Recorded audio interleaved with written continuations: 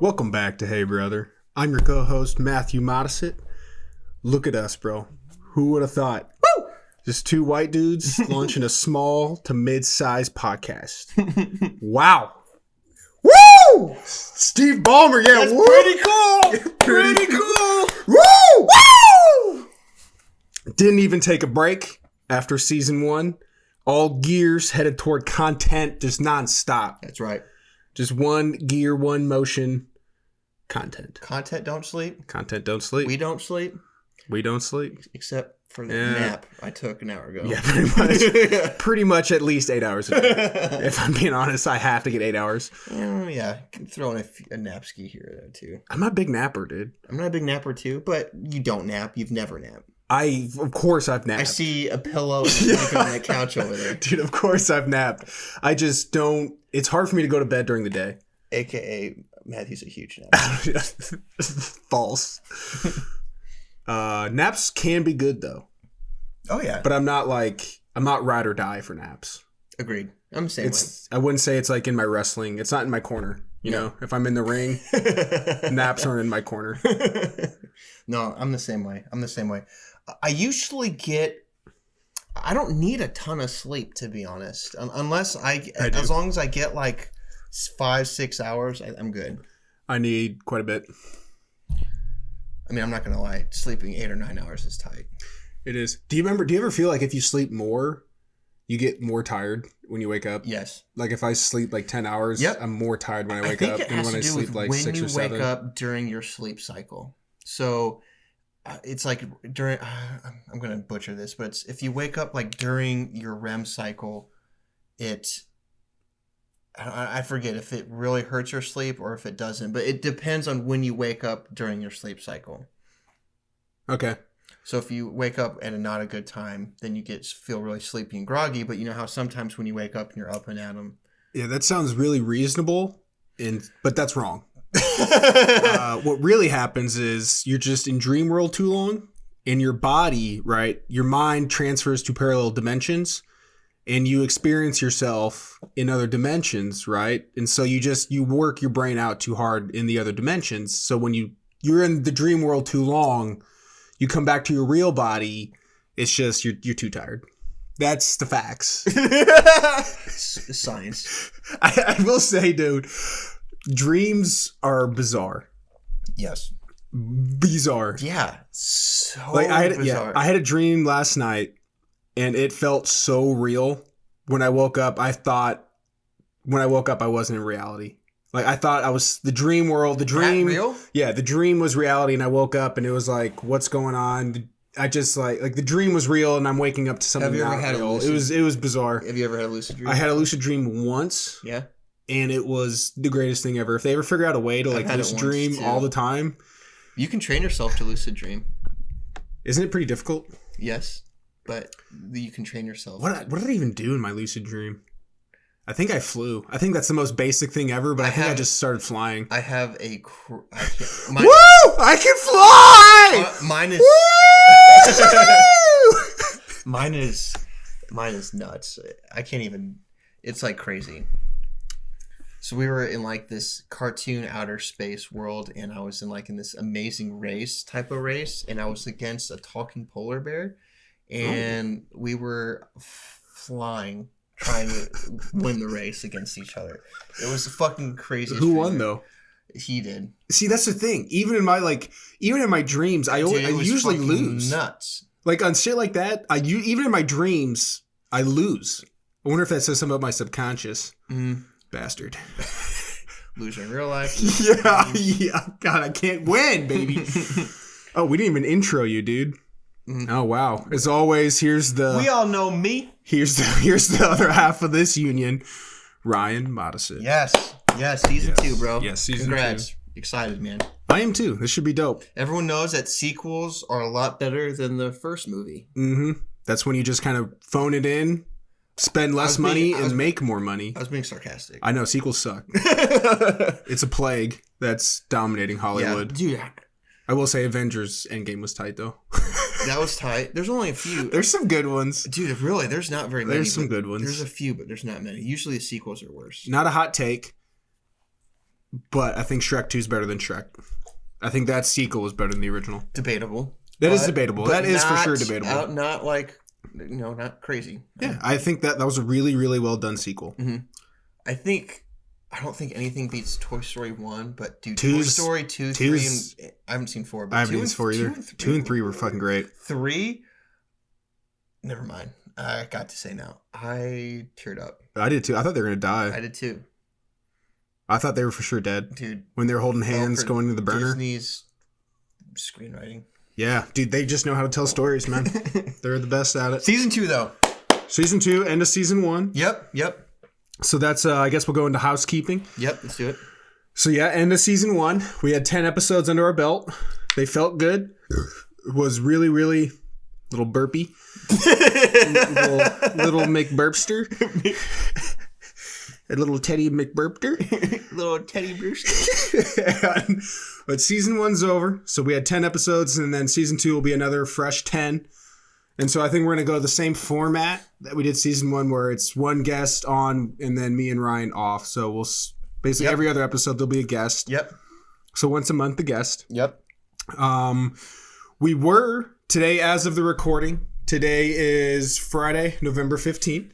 Yep. So if you guys listen to this Tuesday or whatever time during the following week, we are recording this live Friday, November 15th. We were originally supposed to do I think we mentioned in the last podcast, a ultra premium free video special reunion. Yep. With all the previous guests we were going to all bring back. Man, and we were going to have a video special. It's going to be a great episode. But schedules didn't line up, unfortunately. That's just show business. That's just in the business we're in now. Mm-hmm. That's just show business. And so we're trying to figure out a date, but I don't want to give it the modest guarantee, but it will hopefully be within the holiday season. So either late November or early December or mid-December is when we're trying to nail this down. Yep. So we can get you guys a video reunion special. All the past peeps. Of all the past peeps. So we have a reunion, a Hey Brother reunion. Family roundtable. Yeah, exactly. Have the Hey Brother family come back and we just kind of experience that communal bond together. Yep. So that's what it's in the works. It's been a little postponed. Yep. Scheduling but we'll get it done. Yep. So that's coming your way. We also have another podcast I'm formulating, also taking longer than I initially thought. But it's going to be called, right now is the rough title, Matthew Search for Meaning. And I'm trying to create the scripts for the show, and that one's going to be a little more scripted and a little more not as comedic and more deep dive. Yeah, more of a deep dive. So I'm trying to figure out that script. Is more difficult than I assumed, but that's in the works as well. So we want to have... Oh, go ahead. No, go ahead. So I want that one on the Tuesdays that Hey Brother aren't Answer my question. published. So you guys can have content every week. Hey Brother, every single week. Hey, yeah. So the Matthew Search for Meaning would be under the Hey Brother umbrella. If we get incorporated, I think that's the company name. Hey Brother. And so that hopefully is coming your way soon. And I know I usually do this. Forward to that. Absolutely. I know we usually do this at the end, but I'm going to cheese y'all and I'm going to bring it to the beginning because this really, really, I know you hear this all the time from content creators, but this helps us out if you rate and review and subscribe. It really helps out because it makes the show more exposed to future audiences. It makes it something like peering into it, like, oh, this got some ratings, got some views. We're humans. We initially react to, oh shit, if this has good ratings, it probably is tight. Yep. So it really helps us out if you subscribe. Rating and reviewing really, really helps us out as well. We really appreciate it. Might even give you a mic sub, a truly. Maybe a little Christmas gift. Yeah, under your Christmas tree, if you've been good. I'll come in. If it's a 5-star rating. Yeah. If 5-star rating, I'll come in the house. I'll steal the Santa's cookies, and I'll give you a present of the tree. And if you don't give a good rating, expect a Subway sub. That's a week old. So. Oh, that smells so bad. Oh, and it's dude. That actually, dude. Have you ever heard the Subway? That's the thing. The Subway smell. After you eat a Subway, it's just smelly. It's a recognizable stench. It is. That's not a good. That can't be. If good you don't eat a ingredients. Subway sandwich 30 minutes after you get it, it's disgusting. It's a totally different taste. And even if you eat it, like your breath is just like Subway breath. Yeah, I guess it's the bread. It's something. Actually, now that we kind of dissected that, I don't think I'm ever going to be able to get to Subway again. No. Anti-Subway, this pod. Fuck, are we anti-Subway now? We're anti-Subway. Unless they swoop in. No, we're loyal on this podcast. We're Jersey Mike's sub. All the way. Jersey Mike's pod. There's only one way to do it, and it's Mike's way. Everybody knows that.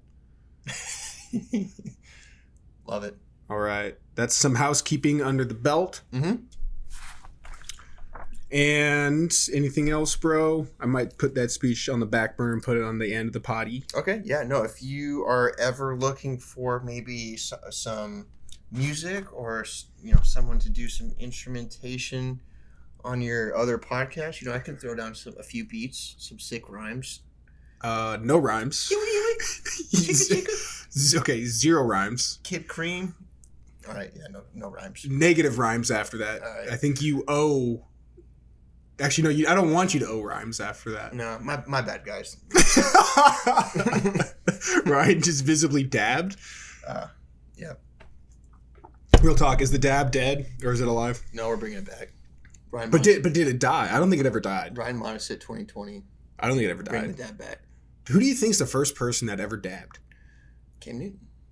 Did he create the dab? No, he got it from somebody. I forget who it was, but he got it from somebody. Damn.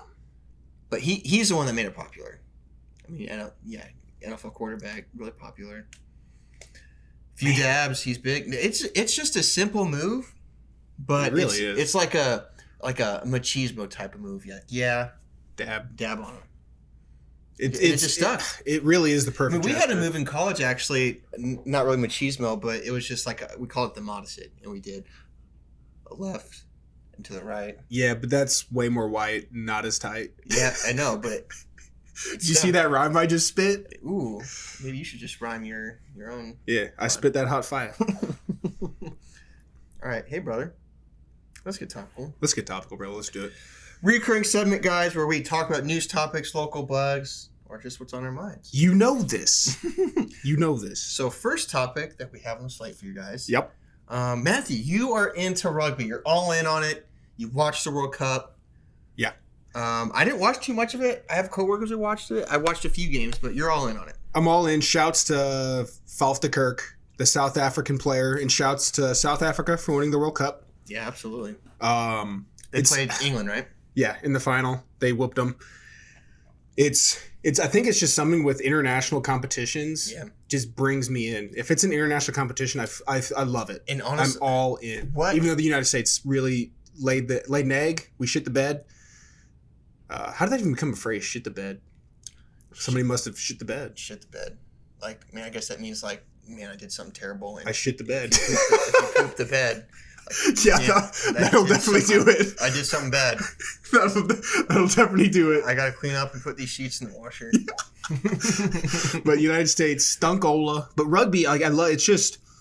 It's almost, I wouldn't say as physical. It's hard to compare American football, just because it's also very violent, like physical and violent. Yep. But with rugby, it's just like there's no pads. Right. So I feel like when you tackle, it's human to human. It's more gritty. It's kind of got that more, not human, but you know what I'm saying? There's just something different. I want to say intimate, but that's not the I right think word. it is. It's intimate. I think it is. Because then they have like these things called scrums and rucks. Yeah. And so you have like so your cool? shoulder to shoulder with your boys against the other team, like in a big tug of war. It is just fucking cool. Pretty, yeah. It is cool. Yeah. I'm still not 100% on the rules. I'm really trying to like understand it. I'm trying to watch more matches. Shout out to our family. We got Disney Plus, so we got ESPN Plus with that deal. So they stream rugby matches, so I can start streaming rugby. Damn. And if anybody actually knows like a St. Louis rugby, like not like a professional, but if there's like a recreational league in St. Louis, They do. hit me up, dude. My coworker, gonna plug. Yeah, shout him out. Pat Conity. What's up, Pat? He is one of the head leads of the league in St. Louis. Actually, Do they take? He's one of the administrators. Do they take amateurs? So they have like a pickup type of program where you can go in and you train with them, and Yeah, they pick up. Yeah, it's like it's Okay. an amateur type. I'd like to officially. He's asked me to do it, and I've thought about it. And dude, let's do it. wouldn't that be cool? Dude, let's do it for real.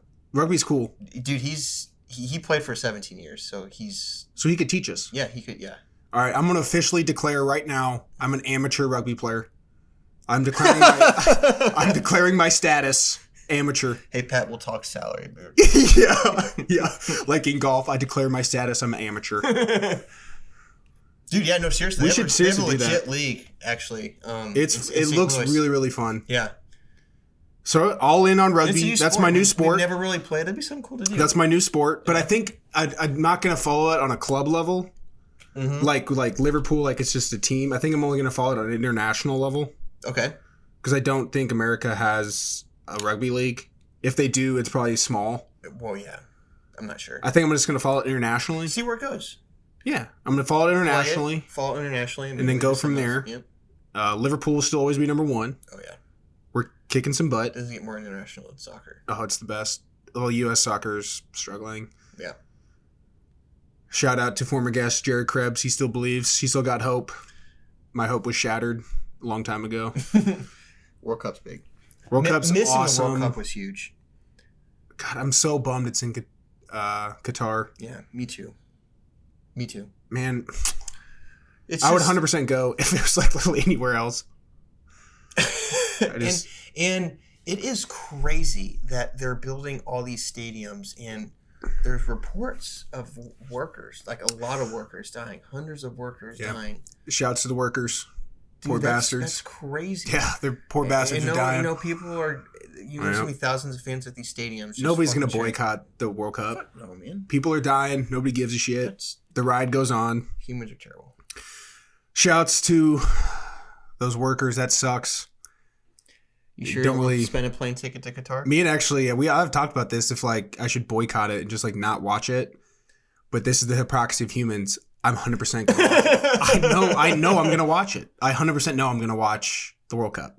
Even with these abuses going on, I'm going to watch it. It's fucked up. But all in on rugby, always in on soccer. Should we do a quick kind of sports update? Real quick, like 2 minutes in sports. Yep, 2 minutes. 2 minutes. All right, Myles Garrett fucked up. Damn. Holy bonk. Bonked on them Just with that bonked helmet. on Rudolph. If you guys didn't know, I'm sure you do. Myles Garrett for the Cleveland Browns got in a fight with Rudolph, the Steelers quarterback. And lucky that wasn't way worse. Yeah, a helmet's hard. He hit him on the cushy part of the helmet. If he hit him on like the crown, yep, he could have split his head. Yeah, and bleed everywhere. Yeah, I'm surprised it wasn't worse. No, it lucky it didn't get worse. Good for Garrett, and obviously good for Rudolph. Lucky for Garrett, actually. Yeah, look, that dude should be suspended for a while. He's suspended for the whole season. It came out, but indefinitely. So he's probably going to be suspended for some games next season, which is good. Yeah, you can't. I mean, it's unequivocally you just can't do that. You just can't do that right now. He's not like a bad player, but he's like one of the best. You can't do that. No, inexplicable. You don't want to ever see that in sports, any sport. Blues are doing good. Yeah, great. Dude, Blues are doing great. I think that's all our sports teams. Nuggets 8-3. Oh, the Nugs actually struggling playing wise, but they're still getting dubs. So that's all that matters. All right, that 2 minute that was probably 2 minutes. What about a 30-second quick take from NBA insider Ryder Modisett, Carmelo Anthony going to the Portland Trailblazers? Oh, you know what? I think good for Melo, and honestly, good for the Blazers. I hard disagree. Melo's the most overrated player in the history of the NBA. No. And any team that gets him auto loses. No. It depends on what Melo's mindset is. Name one team. If he's going into name one team that Melo's been on that's gone on a deep playoff run. There hasn't been one. Yeah, that's what I'm saying. If you grab Melo's been on a lot of teams. Doesn't mean he's a bad player. He's been on a lot of teams that were good teams. Mean he's a bad player. He's a good player. Honestly, he's a bad good player. He's a bad team player. He's a bad good player. He's a good player, but he's a bad good player. No, he's a good player. He's a bad good player. Let me tell you why he's good for the Blazers. It depends on his mindset. Okay. So if he's what Melo's problem has been in the past is he goes on to teams thinking that, I'm going to be the guy. I'm going to go score 30 points. every single night. Sometimes you need that mindset. And sometimes he does, but he's not at that point in career where he can sustain that type of that scoring ability. If he comes into the mindset, I'm going to support this team, I may be okay coming off the bench. Dude, if he's never been like that, and it's hurt whatever team he's been on. That's exactly what he's a bad good player. If he's on the Trailblazers, he should be a sixth man, come out for spot shooting, play like 10, 15 minutes a game, get like 12, 15 points, and that's his role. That may be his role. That's his role. That may if he's okay with that, it may work. But he's like, why would Portland think he's okay with that? He's never been okay with that. He hasn't. That's what I'm saying. So he hasn't. Every team he's been on, it's derailed because he just can never compromise. All right. That was 30. We disagree there. But that was a disagreement, but that was a 30-second actual 2-minute take on Melo. The 30-second classic. Yep. So that's good sports update. Sports update. We always give you guys that's good over. sports update. So I'm adamant on this next one. Adamant. You psychos have got to stop celebrating Christmas before Thanksgiving. It's infuriating. Preach. It's infuriating. I can't stand it. So celebrating decorations, music, all of it. All of it. The whole holiday. All of it. It's a month and a half out. You cannot. And then the thing is, I wouldn't be so egregious to this if there wasn't a big holiday before that. Yeah. Thanksgiving's a very big holiday, and that deserves some respect. It does. It's a great holiday. It's an important prep for Thanksgiving, and then after Thanksgiving, then you start getting hyped for Christmas. That's when you can start getting ready and celebrating Christmas. You can't just bypass steamroll Thanksgiving, because then Thanksgiving's diminished. Can't you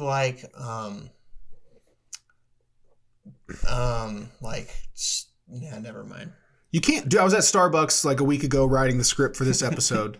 I walked in and everything was Christmas decorations. I'm like, this is the second week in November. I will say though, bro, I agree, but money talks. And unfortunately, there's not a lot of money in Thanksgiving for businesses. It's a great point. It's all in Christmas. So it may not be so much, honestly, that people are on board with that, but if businesses are kind of advertising, that's a good point. Christmas, and shoving it down your throat, almost psychologically, it may, businesses are shoving Christmas down Marketing's a powerful tool. Yeah, absolutely.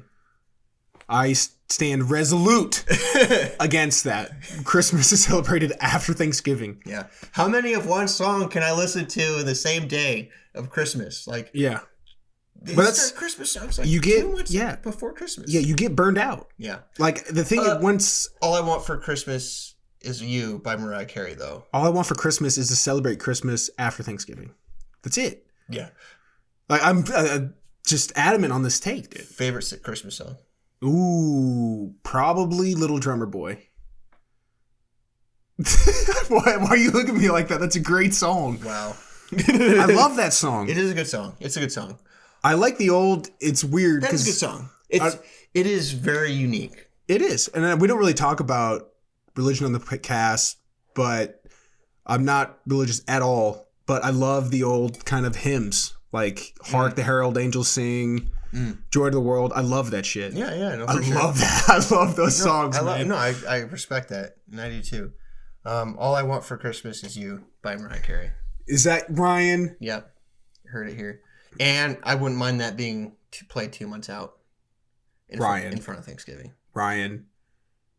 Yeah. Are you doing this to provoke me? Or no, is this true? That's true. I love that song, man. It's embarrassing. Is this the true? Yeah. Dude. All I Want for Christmas Is You. Oh, thank you, Ryan. Dude, I don't know. It's a good song, but I think this is where it gets into, bro. If we play that before Thanksgiving and I just get burnt out. Like I love the Christmas spirit and the feeling, but if it only takes like 2 weeks and then I'm over it. Yeah. So if those 2 weeks happen in November, all of December, I'm just like, I don't have the feeling anymore. You get a little burnt. The Christmas spirit gets burnt out. Yeah, I get it. For sure. And Christmas is my favorite holiday. I love Christmas. It's my favorite holiday by far. Not by far, but it's my favorite. It's amazing. What age did you stop believing in Santa? It was... To all the kids out there that's listening. First grade. He's still alive. He's out there. First grade. First grade? Yeah. I think mine was first grade or second grade. Real quick, minute story. So someone, his name was Robert, barged into our classroom. Robert. In first grade and yelled out that the tooth fairy wasn't real because he caught his mom putting the money under his pillow. And I was like, fuck, man. The tooth fairy isn't real. God, this is a real bummer. And then I started connecting dots. Shit. Easter bunny's not real either. It's a fucking bunny. There's no way that's logical. And then it's Chris. I was like, you know what? Santa Claus is real. It may happen. Maybe real. And I was like, no, he can't go every fucking house. Yep. Like, it's like shit. And I talked to my mom about it at the grocery store, and that's what I have. And then the dreams were crushed, and then we did the same thing for God, and yeah, it turns out the same logic kind of applies. When it went Tooth Fairy, Easter Bunny, Santa Claus, God. What are you talking about? The Easter Bunny died for my sins in the helicopter crash. What are you talking about? All forgive the bunny. No, I agree though. Christmas is has awesome. its spot. Thanksgiving should have its spot, and Christmas needs to back off a bit. I agree. I think you're right. I think it's more of it. It's not. I don't think it's personal. Now that you're talking about it, it's only because I've been going to like whenever I go to a store or something, they kind of just shove it down your throat. Yep. Music, stores. So the corporations are to blame, huh? Yep. Fuck them, man. Rebel. All right. Speaking of Thanksgiving, sort of. Oh, wait. Hold on. Mm-hmm. I want to bring something up that happened today. Christmas related. Okay. So I was at Best Buy getting a camcorder mm-hmm. to start recording the podcast for video. Yes. So we'll see. This might be uploaded on video. We're going to see how it turns out. But at the end, they said, do you want to donate to St. Jude? Yeah. Like on the tablet or whatever. And I was like, yeah, sure. So I donated like a couple bucks. And then they're like, all right, since you donated, you get to ring the Christmas bell. And so you get the Christmas bell and you ring it. And then everybody in the store claps for you. And I was like, this is bizarre. Please, I don't ever want to do this again. Like, I just donated $2. And I don't need you guys like clapping. And I need to ring a bell for this. Like, it was just really weird. It made me feel really weird. So what was the lowest amount you could donate? $1. So it'd be funny if you just did that like 20 times and just went around every time. Yeah, boom. Yeah, just boom. Come back tomorrow, donate again, just woo! And then some dude in the background was like, oh, did he win something? And I'm like, no, man, I just donated like $1 to St. Jude. I don't know why I'm ringing a bell right now. And then like all the employees clapped. I didn't like it. Didn't like it? I did not like it. It was like almost like forced charity. Yeah. Where I'm happy to donate, but don't like applaud it in the whole store. It's different. It felt really odd. Yeah. I didn't like it. That's bad Christmas spirit. Hey, Best Buy? Bad Christmas Heard spirit. it from Hey Brother. Cut it out. Cut it out. Cut it out. Great employees, though. They really helped me out. Yeah. The staff were excellent.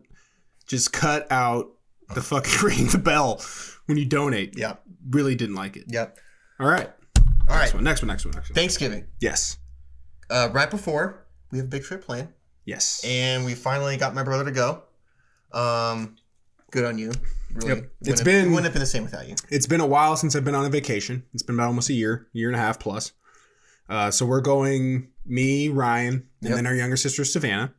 We're going to visit longtime listener Kyle Webb in Denver, and our uncle Scott and Aunt Kim and Maximus, their kids. So our second cousins, I guess, Maximus and Bella.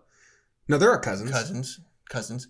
And maybe longtime listener Casey Faye. Casey, we need you up there. Yep. I haven't contacted you yet, but we need you. I'm getting text. But yeah, we're going to Denver, so we're going to be there for like 3 or 4 days. We're going to try to do some city stuff, some hiking stuff out in the wilderness. Yep. Maybe do a vlog. Yes. And or podcast. Yep. In Denver. Kyle and Savannah don't know it yet, but we're vlogging. We're vlogging. On the hike. In the mountains. But yeah, so we got Denver shit planned out. We might do some content related to the Denver trip while we're over there. Mm-hmm. I think it's looking pretty likely. Yep. But it's time for a vacation. Yep. It is. I think it's toward. We don't see Scott very much. We don't see He's a Scott fan, very much. and he saw us a lot when we were kids. Yeah, and Denver's awesome city. Yep.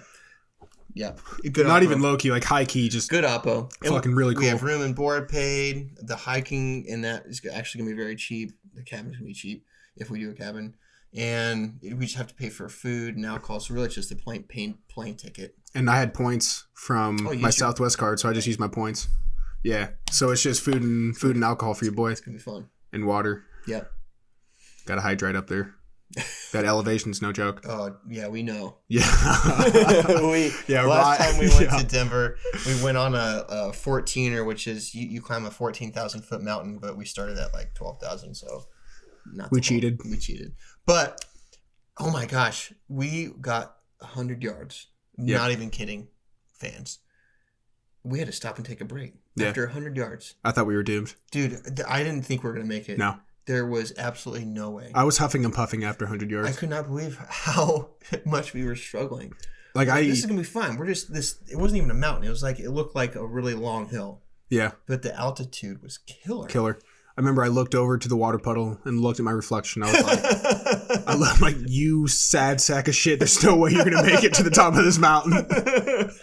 But we did it. But we did it. It took us a long time, but we got up. I don't know if I could have done it without. You by my side, Brew. Yeah, I was about to quit too. I was like, about to be like, this is too much. Yeah. But I will say going to the top is one of the most fulfilling. It is. Like, feelings. It was amazing. It was awesome. And, Kyle, sly as he is, I mean, he said that we were almost to the top like 5-6 times. And it looked like we're at the top.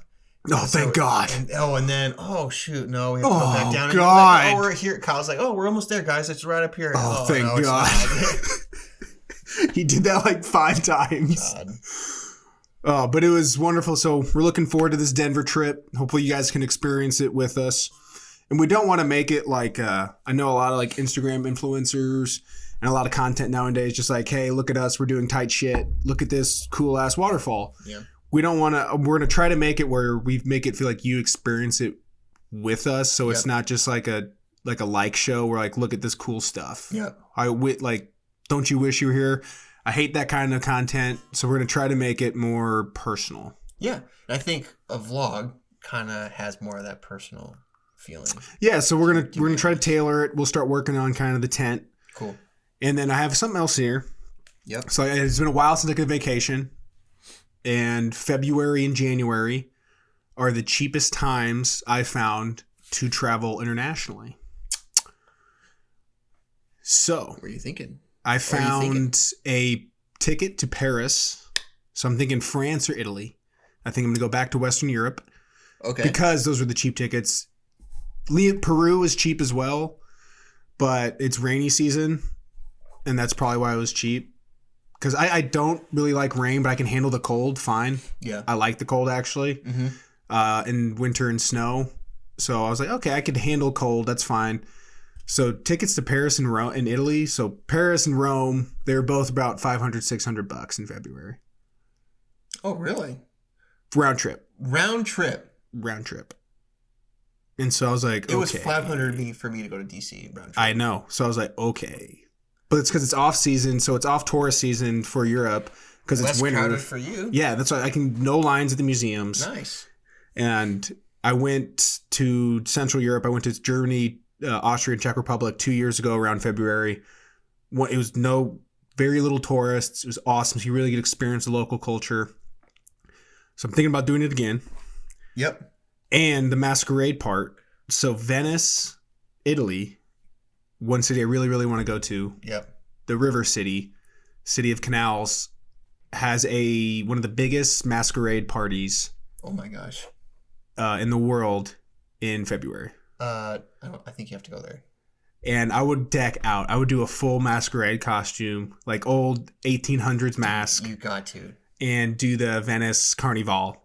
That's the official. It's the Venice Carnival. It looks awesome. And I want to go so bad. So I'm about to pull the trigger as my own Christmas gift. Dang. And the reason why I mention this is if I do this Europe trip again, Japan's my number one right now. The ticket was just like still like $1,300. Yep.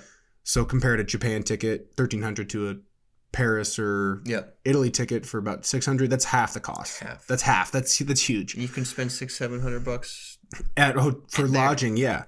So, and the Masquerade sounds wonderful.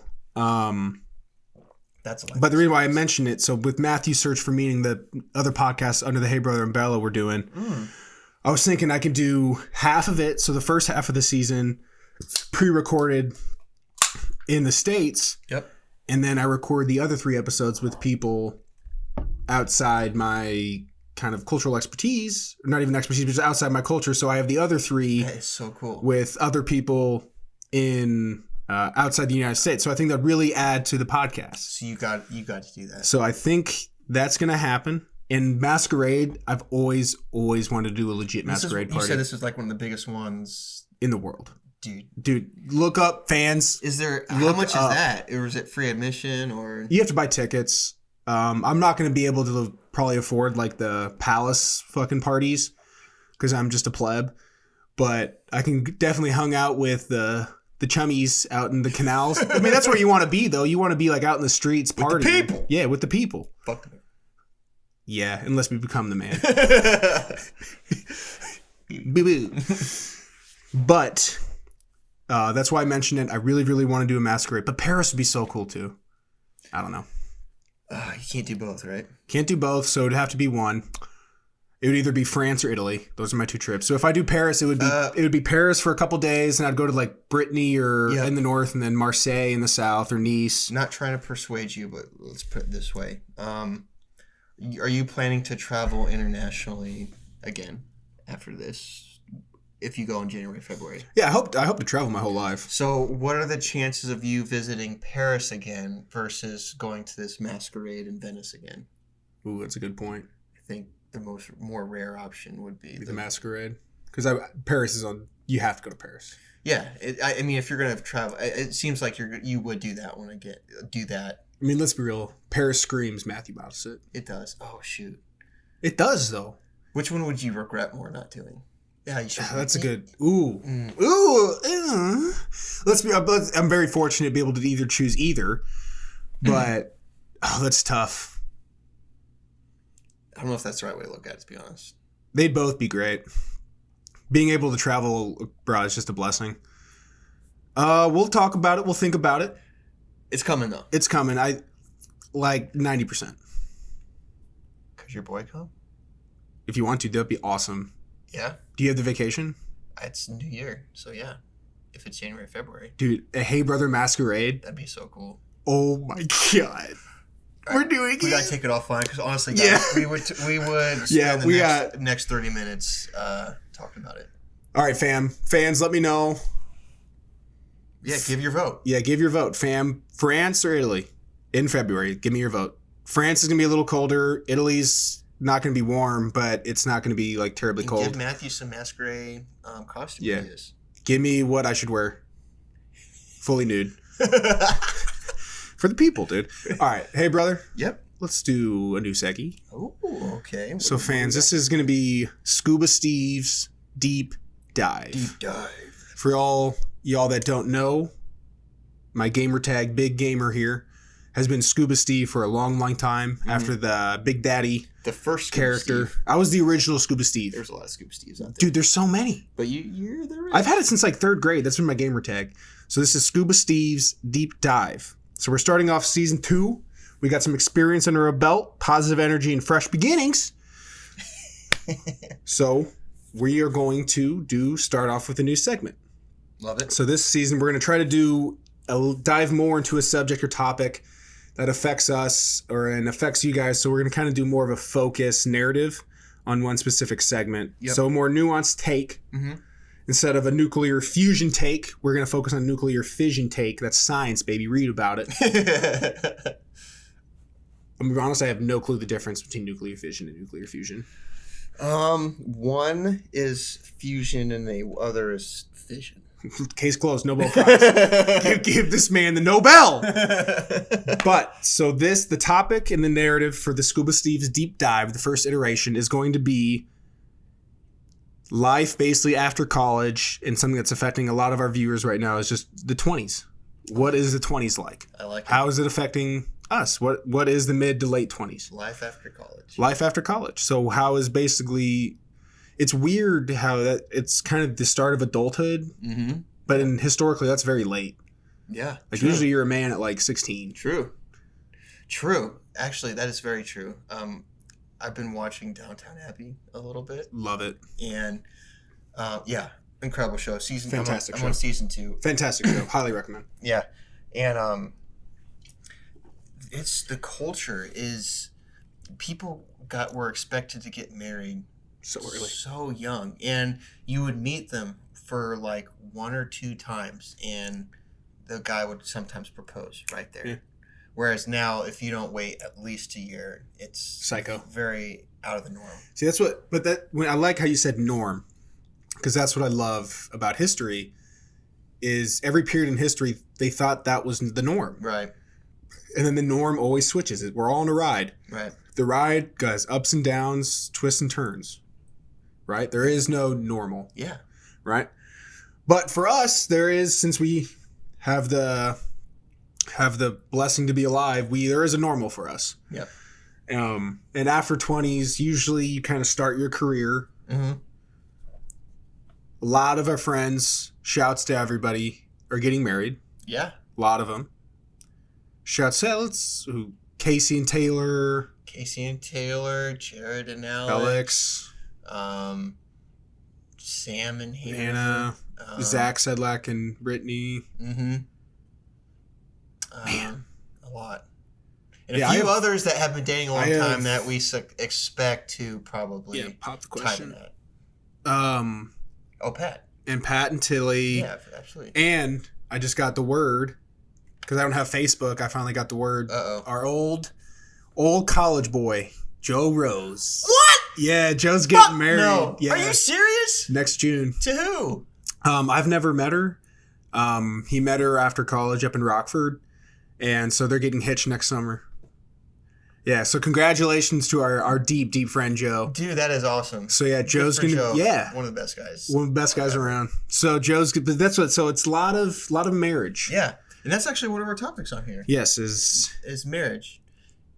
Do you expect? What do you think? Like the average age for 20s or for our society right now? What do you think? Like when do society views you should get married? I think society views it as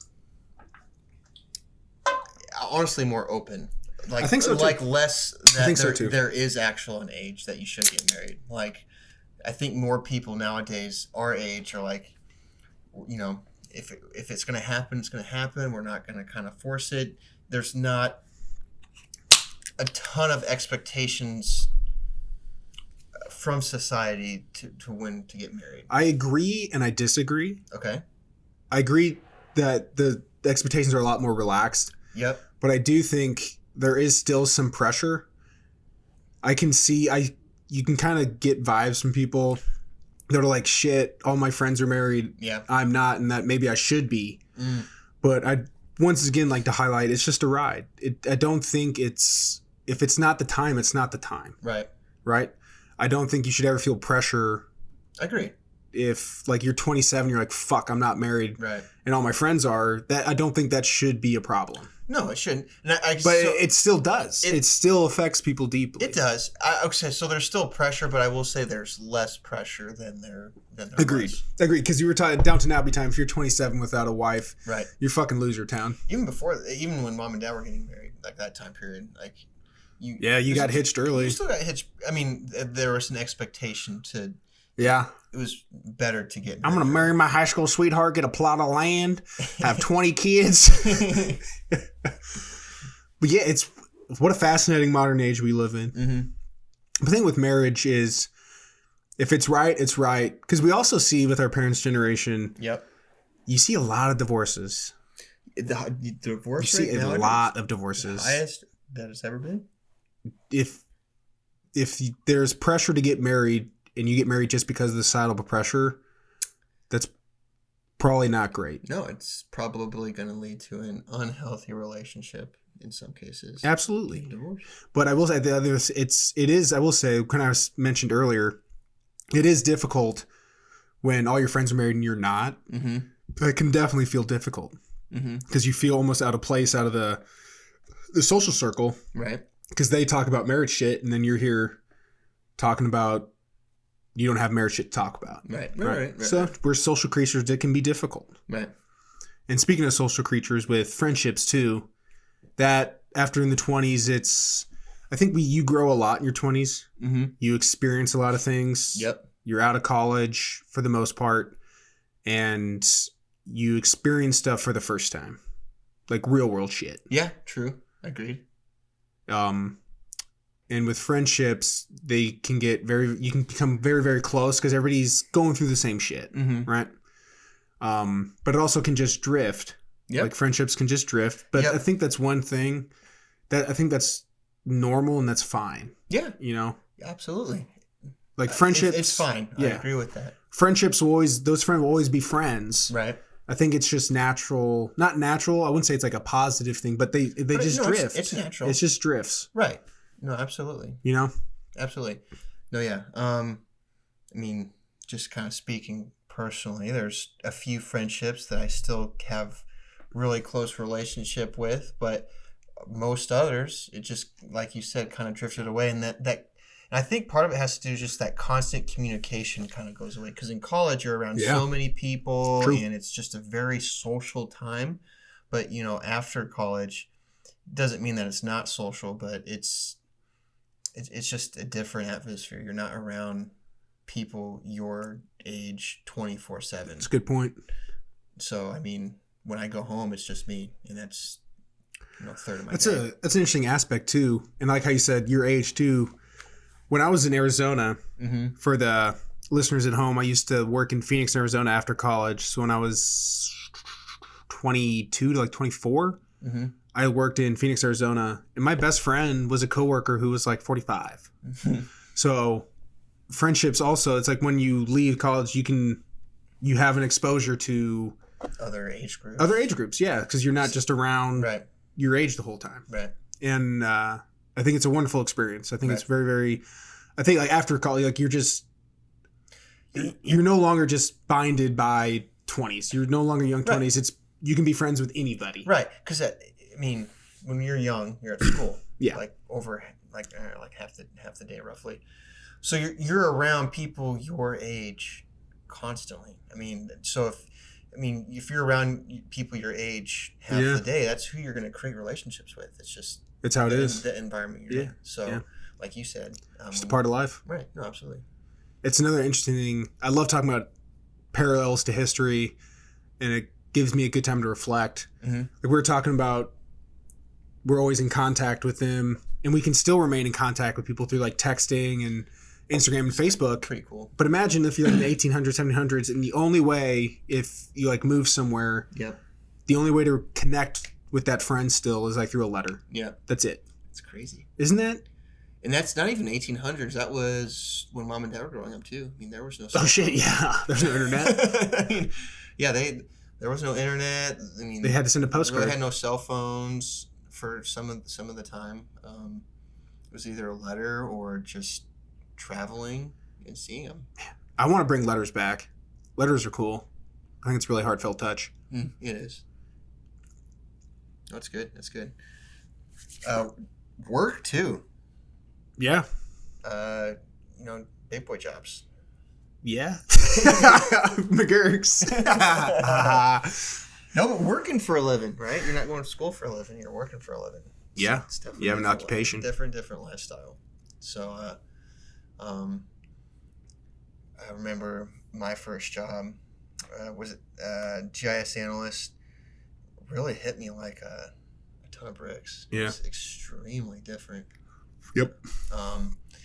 But something you have to adapt to. 100%. Yeah. When I worked for government the first time, we were putting in, it was during session, so I was putting in like 50, 60 hour weeks. It was, you had to put your big boy, there's really no other way to do stuff. You have to shed the college pants and put on the big boy pants. Right.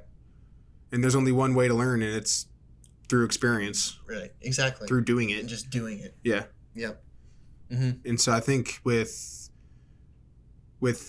kind of all of us and all the listeners, I think a lot of our listeners are like kind of 20s, and we're all experiencing kind of these these trials of life, these hardships of life. Yep.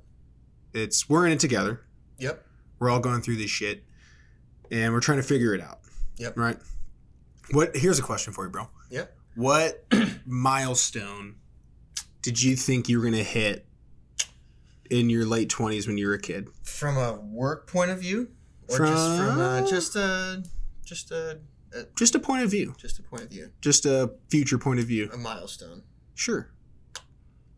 I guess it depends how you define milestone, but I've always wanted a family. Oh.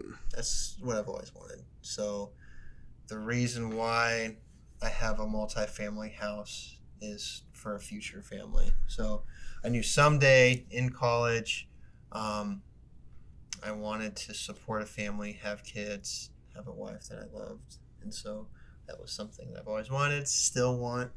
So a lot of what I do now is to make sure that, financially. To prep for that? Yeah. The eventuality? For sure. We've talked about this too. That's a very noble goal.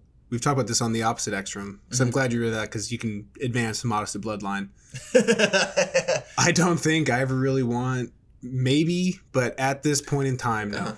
0%. It's fine. I do not want kids, and I do not want a marriage at all. Totally fine.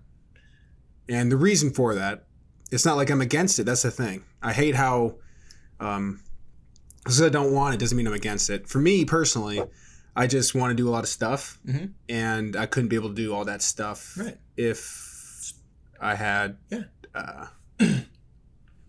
those responsibilities. So I do think once you have the kids, your life should be dedicated to those kids. My coworkers, a lot of them are having kids right now, and it's like, it's your life. It is, but that should be. It should be your life. It should be. Yeah, you bring a fucking creature into this world. Right now. No, I don't. Which is because I understand the monumental responsibility that attains. Right. To me, what makes you happy at the end of the day? Yeah, true. And if that's what makes you happy right now, then honestly, that's what fucking matters. Yeah. So. Yeah, my milestone was I wanted to control the world.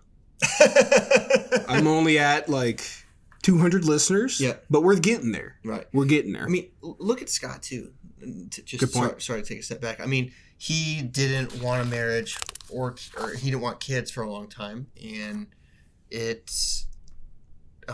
he had kids when he was in his early 40s because he kind of wanted to do his own thing. I mean, it's up to you. I mean, life's a plethora of experience. Yeah. Like I said, I'm getting this from comedian Bill Hicks. Brilliant. I'm just started getting into him, but life's it's a ride. It goes up, down, left, right. There is kind of no distinct path. It's just all out there. And that's why we kind of wanted to do this deep dive. So we talk about, we have a positive way to express these kind of feelings. I think we all think. Right. These kind of feelings of, oh shit, am I doing the right thing? Is this the right path? Right. Have I hit the milestones? Yep.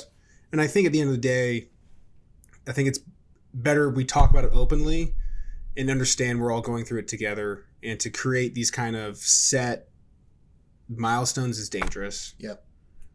Yeah. I like that. I think that was kind of well summed up. Yeah. That was really well summed up.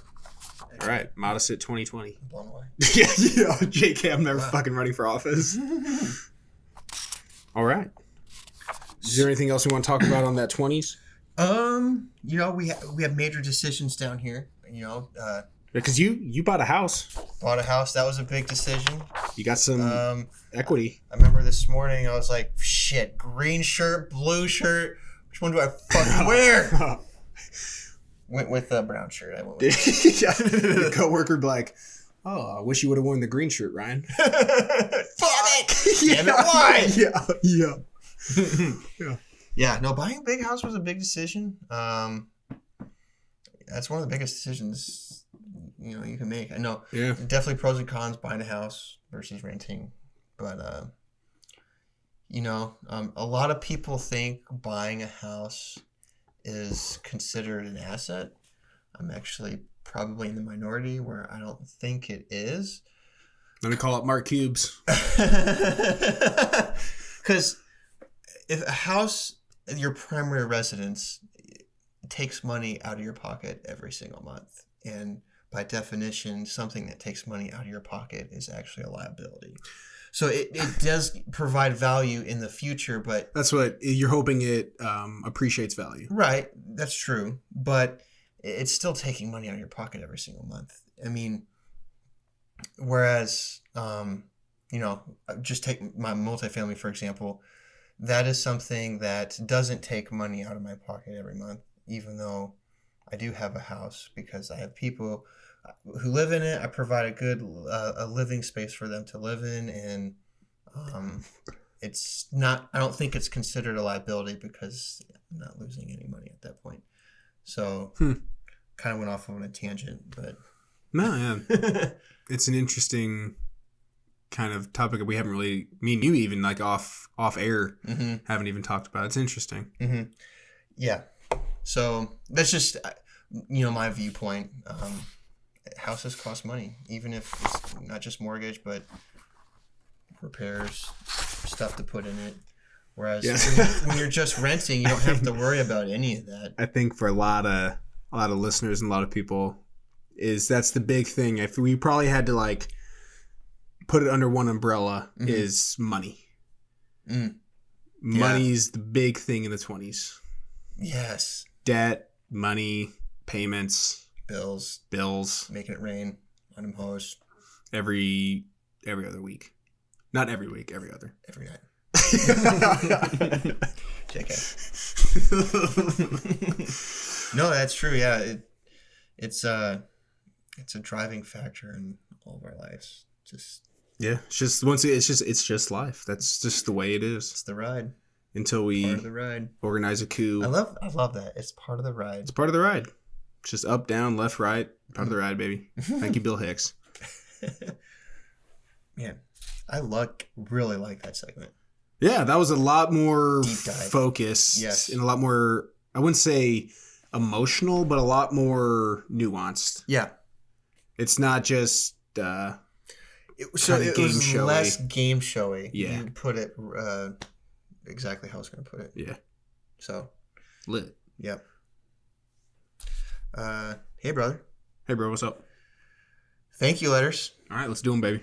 You know the drill, guys. So me and Matthew are going to say something that we are thankful for. Kind of good timing, too, since Thanksgiving's coming up. So, yep. Matthew, I'll let you take it away. Farts. I wanted you first.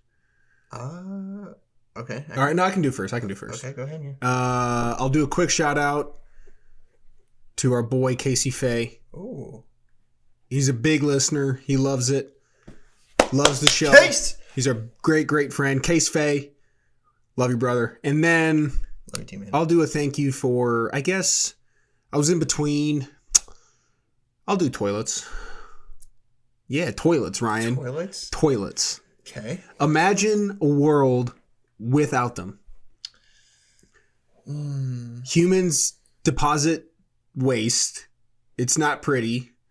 And a toilet, you can flush it just the fuck out of your house. Like it's gone. So could we put like plumbing with toilets? Sure. Plumbing. Yeah, we can do plumbing.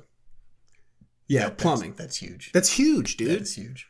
I've really tried to think about what I would do without plumbing. Imagine like, a day if you go camping for like a weekend out and what do they do? Put in streets? No, they did. Really? Yeah, dude. That's gross. In the old like London during the 1800s, dude, they had chamber pots, like you see in Game of Thrones. They have chamber pots, and that's only the wealthy. They would have pots where they deposit their waste, or their fecal matter, and then they would dump it out. That's wow. But that's but that's what we were talking about earlier. That's the norm. That was their norm. They probably didn't think anything of it. Mm-hmm. That's normal. Oof. And then modern plumbing came around and twisted everybody's nips and it became the coolest thing ever. Like, cause your whole place is clean. Mm-hmm. Just you get rid of it. That's a good one. Then trash as well. Garbage disposal. It's perfect. Mm-hmm. It cleans your home. And it makes you just feel cleaner, I guess. I don't know. I think that has like some psychological effect. No, it does. Absolutely. But yeah, you get rid of your nasty and it's gonzo. That's good. Dude, that's a good one. Yeah, thank you, Modern Plumbing. I was not feeling that at first, but you turned me around. Yeah, thank you, Modern Plumbing. I persuaded it. Modern Plumbing. That's a good one. Yeah, we'll switch from toilets. Okay. I'm thankful for, I think you're going to like this one, Okay. Are you good? You have another one? Right. No, we're good. Are you sure? Yeah, we're good. Okay. I'm thankful for Bill Owens, the founder of the first modern pumpkin beer recipe. And he based it off of brewing studies made by George Washington. You're lying. Not kidding. G-dubs? Yep. He was experimented with some brewing concoctions, and one of them was some kind of like a pumpkin beer type of beer. Is the recipe still exist? Bill Owens was the first one to kind of modernize it in 1985, and he kind of created like the first modern pumpkin bear. And I freaking love pumpkin beer. Dude, it's so good. It's one of my favorite. So basic, but it's so good. Oh, it's so basic, but dude, there's a reason it's so good. I love the taste of bacon. I love the taste of bacon. I like bacon too.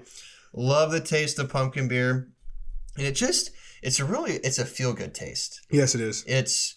I mean, who frowns drinking pumpkin beer? I haven't seen somebody. No one does. Like, the only people I've seen frown, they intentionally frown to make like a statement that I don't like this because everybody likes it. You like pumpkin beer. Everybody likes pumpkin beer. It's delicious. It's so good. And that was from George. Pumpkins? Thank you, George and Bill. It was not, I wouldn't say George was the one who started like pumpkin beer from scratch but the first one to modernize pumpkin beer was Bill Owens, and he used brewing studies from George Washington to create his beer. Dude, should we get into the beer business? I have a brewing kit. We have a brewing kit. We need the setting. We should do that. We could do it in my basement, honestly. We should do a Hey Brother Brew. A limited edition Hey Brother Brew. We should brew it in my basement. Dude, we're 100% you need somewhere that's cold. We're 100% doing that. Oh my gosh. We're definitely. So we're going to have a limited edition Hey Brother Brew. Should we bring that for the reunion special? We're not going to be able to brew it in time. It takes like 4 weeks. You sure? Oh, yeah, we won't be able to. We'll have a limited edition Hey Brother Brew. We'll have a limited edition Hey Brother Brew in the future. Dude, yeah, that is such a good idea. That's a great idea. Yeah! Yeah! Sell it to Truly's! Yeah. Expanding the business. Read about it. Mark Cubes. All right. Thank you, Bill. Thank you, Bill, for pumpkin beer. I love it. Everyone loves pumpkin beer. Woo! All right. And then we're going to do, before the subscribing goodbyes, if you'll indulge me, I'm going to put on my fake reading glasses. We're going to do a season 1 speech that I wrote. And it goes something like this. I'm not as I was. I am something very much changed. This experience began as a fearful idea and has morphed into quite the adventure. Where it is going, I can only aspire to, but at this present moment, I am very grateful. I hope each of you have formed some such bond and felt the same communal joy we have. This exploration of human connection and our links together has magnetized and charmed my beliefs and my passions. Now we do what we always needed to do. We keep going together. Thank you. Yeah. I wanted to save that till the end because I'm sure. Good thing that was before. That's very sappy. Good thing that wasn't before. That's very sappy, but I believe every word that's written right there. So with that, from me and Ryan, thank you again.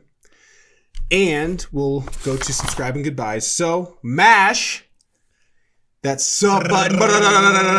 Mash it, baby. We love y'all. We'll see you in 2 weeks. Season 2, guys. Season 2. Woo! All right, get out of here. Love y'all.